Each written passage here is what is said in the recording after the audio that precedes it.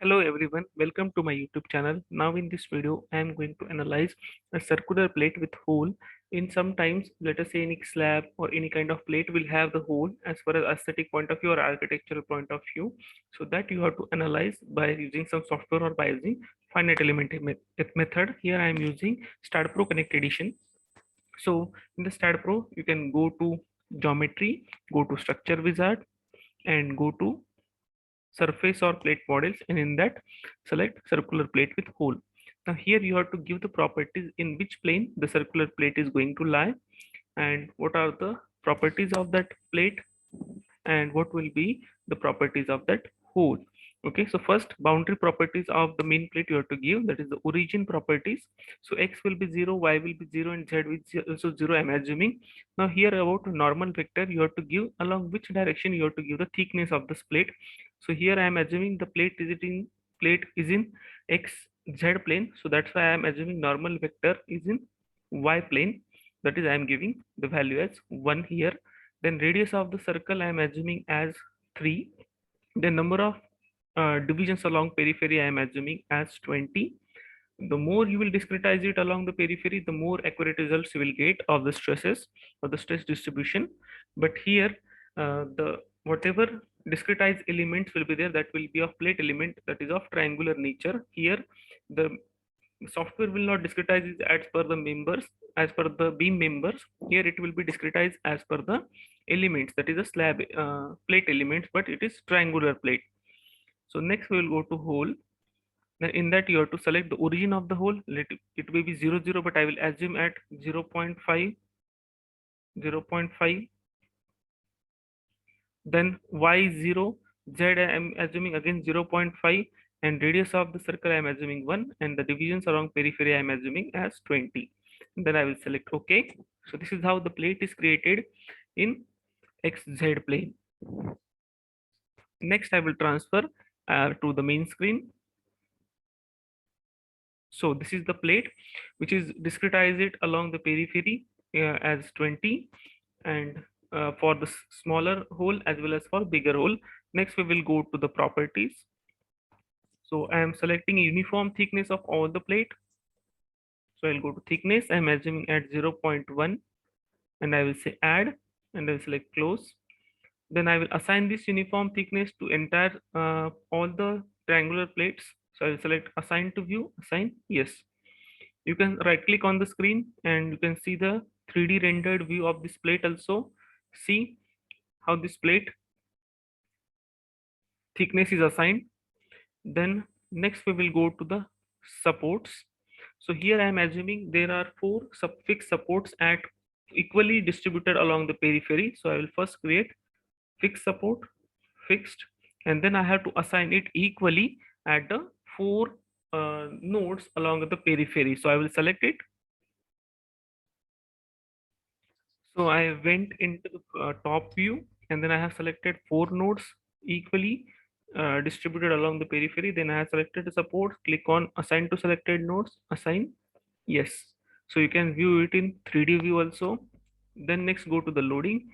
Here now I am assuming that the plate is subjected to self load and uniformly distributed load that is along this area. So I will go to load case and select add. Only one load case I'll create it. So in that load case, I am going to add self load and uniformly distributed load over an area, that is plate load. So add first, that is a self weight with factor -1 acting in downward direction, that is y direction. Add it. Then next go to plate loads and here select the uniform pressure that is along the area. So I'm assuming as -5 kilonewton per meter square acting in global y direction but in downward. So that's a minus. So add it, close it. Then self weight added twice, so I will delete a load case, that is one load case. So this self weight I have to assign to entire structure, so I will click on assign to view, assign, yes. And then next load, that is this uniform force on the plate, I have this also I have to assign to entire plate. So I will select assign to view, assign, yes. So this is how it is assigned. Then next we will go to analyze, then select analysis command, select no print option, add it, close it, then go to run analysis, save. So it should show 0 error. So the error is 0, then go to post processing, then select this load case, select apply. Okay, now here it is the deflected shape, but as far as the deflection size is considered, the scale is considered, the deflection shape shown is very small. You can adjust the scale. So here after analysis, what results you have to show actually, that is first you can go to the reactions. You can see the reactions at all the four supports. That is the Y reaction, you can see it is very different at different support, because the loading is symmetrical, but the geometry is not symmetrical. The hole is not located at 0 0, it is located at a distance, at a shift of 0.5 comma 0.5 with the origin. Then you can verify the value of mz. The sign also, it is very important. You can see that this, the mz value is positive and it is very less, and at this location it is negative and it is minus 22.51, and at this location it is positive. So then you can see the beam results, but there is no beam actually, sorry.